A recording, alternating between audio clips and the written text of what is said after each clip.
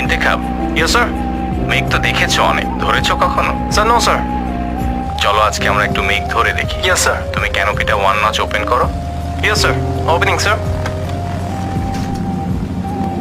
এবার আস্তে আস্তে হাতটা একটুখানি বাইরে দাও। Okay sir. বেশি দিও না, কিন্তু ব্যথা পেতে পারো। Yes sir. দেখো তো মেঘটা ধরে দেখা যায় কিনা। Yes sir. কেমন লাগছে বলো তো? Sir, this is a long awaited moment sir.